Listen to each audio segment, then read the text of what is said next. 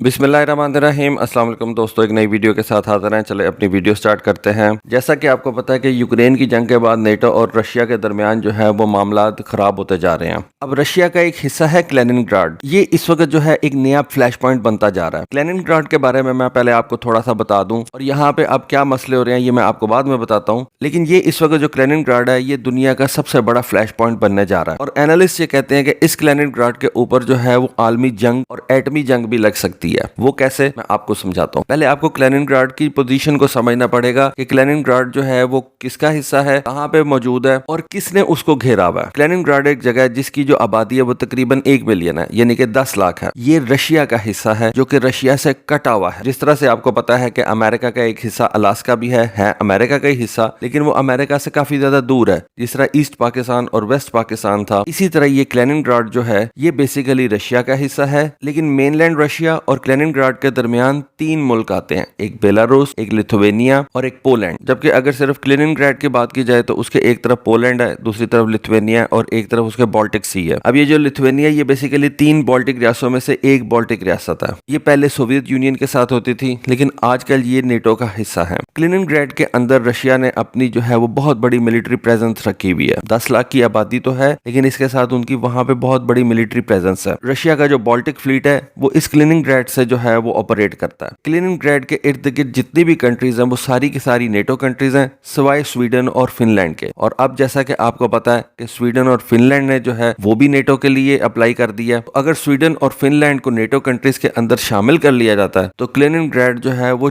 चारों तरफ से नेटो कंट्रीज के दरमियान घिर जाएगा। तो रशियंस जो है वो कैलिनिनग्राड के अंदर रोड रेल से जाते हैं या हवाई जहाज के जरिए से जाते हैं। तो जब रशियंस को जब रेल या रोड से गुजरना पड़ता है तो एक कंट्री बीच में पड़ता है बेलारूस जो कि रशिया का दोस्त है, एक कंट्री पड़ता है लिथुवेनिया। और नेटो कंट्रीज ने यूक्रेन के ऊपर जंग की वजह से रशिया के ऊपर इस वक्त कुछ सैंक्शंस लगाई हुई हैं। ये सैंक्शंस जो है वो ये कहती हैं कि आप कुछ खास किस्म की गुड्स जो हैं वो नेटो कंट्रीज से नहीं गुजार के लेके जा सकते। अभी नेटो कंट्रीज ने जो है वो पूरे तरीके से रशिया पे ये बैन नहीं लगाया कि आप अपनी कोई भी चीज जो है वो हमारे एरिया से गुजार के नहीं लेके जा सकते, लेकिन इस वक्त नेटो ने ये कहा है आप अपनी कुछ चीजें जो हैं वो हमारे एरिया से नहीं गुजार सकते। अब रशिया ने जो है वो इसकी बहुत संगीन धमकी दी है नेटो को। उन्होंने कहा कि अगर आपने इस तरह की कोई हरकत की, हमारा कोई सामान जो कैलिनिनग्राड जा रहा हुआ और आपने उसको रोकने की कोशिश की, तो फिर लिथुवेनिया की खैर नहीं है। आपने लिथुवेनिया के लोगों को जो है ना वो खतरे में डाल दिया ये बात करके, और हम लिथुवेनिया के ऊपर पूरे तरीके से जो है ना वो कार्रवाई करेंगे, क्योंकि कैलिनिनग्राड जो है वो रशिया का हिस्सा है और आप हमें अपने मुल्क के अंदर जाने से अगर रोकेंगे तो हम इसके ऊपर जो है वो कार्रवाई करेंगे। अब यहाँ पे एक और मसला आ जाता है। जैसा कि मैंने आपको बताया कि लिथुवेनिया जो है वो नेटो कंट्रीज का हिस्सा है। अगर रशिया जो है वो लिथुवेनिया के ऊपर हमला करता है तो नेटो की एक शिक के मुताबिक ये पूरे नेटो पे हमला तस्वर किया जाएगा और इससे क्या होगा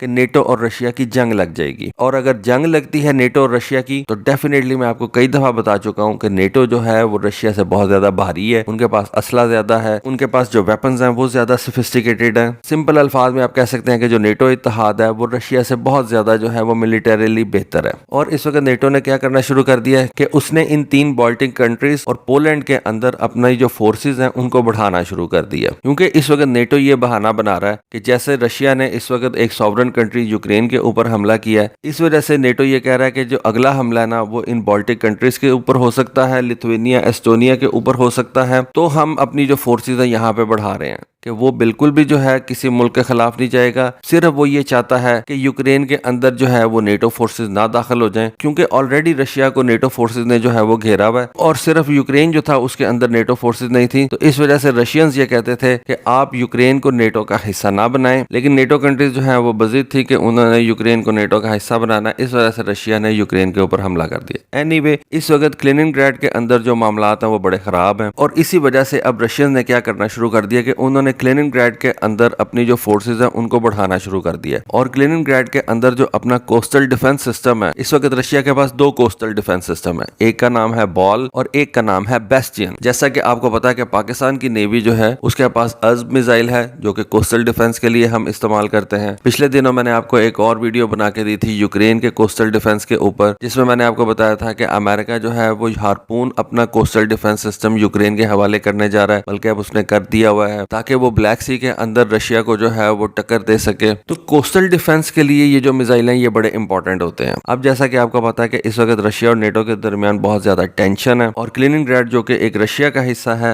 और बाल्टिक सी के ऊपर है, वो एक नया फ्लैश पॉइंट बनने जा रहा है और इसी वजह से रशिया ने अब वहां पे अपने एंटीशिप मिसाइल जो है उनको प्लेस कर दिया है ताकि वो कलिनिनग्राड की जो हिफाजत है वो कर सके। रशिया की बहुत बड़ी आर्मी इस वक्त कलिनिनग्राड के अंदर है। रशिया की नेवी का एक बहुत बड़ा हिस्सा जो है वो कलिनिनग्राड से जो है वो ऑपरेट होता है। कलिनिनग्राड जो है वो रशिया का एक ऐसा हिस्सा है जो कि रशियन के मेन लैंड से कट ऑफ हुआ हुआ है और कलिनिनग्राड तक रशिया की सप्लाई लाइन काफी ज्यादा फ्रेजाइल है। और अब लिथुआनिया जो कि कलिनिनग्राड का एक हमसाया है, उसने ईयू सैंक्शंस को इंप्लीमेंट करना शुरू कर दिया है और इस राउट के ऊपर, लैंड राउट के ऊपर रिस्ट्रिक्शंस लगा दी हैं और ये रशिया और नेटो के दरमियान एक नया कॉन्फ्लिक्ट जो है ना वो जन्म लेगा। इतना बड़ा कॉन्फ्लिक्ट होगा ये कि कई लोग कह रहे हैं कि इस कॉन्फ्लिक्ट के ऊपर एटम बॉम्ब भी चल सकता है। अब कुछ सैटेलाइट इमेजरी जो है उससे पता चला है कि रशिया ने अपने एंटीशिप मिसाइल जो है वो कलिनिनग्राड के कोस्ट के ऊपर लगा दिए हैं। मैंने आपको बताया कि रशिया के पास इस वक्त दो किस्म के ये कोस्टल डिफेंस के एंटीशिप मिसाइल्स हैं, एक बॉल और एक बेस्टियन। पहले हम जिक्र करते हैं बॉल एंटीशिप मिसाइल सिस्टम का। ये बिल्कुल हार्पून की तरह है। इस मिसाइल सिस्टम के अंदर रशिया ने अपना KH-35 मिसाइल जो है वो लगाया हुआ है। ये जो KH-35 मिसाइल है ये काफी किस्म के काम कर लेता है। ये बेसिकली एक क्रूज मिसाइल है। रशिया इससे लैंड अटैक के काम भी ले लेता है। रशिया इससे एंटीशिप मिसाइल के तौर पे भी इस्तेमाल कर लेता है और इसका जो कोस्टल डिफेंस वाला वर्जन है वो एक ट्रक के ऊपर इन्होंने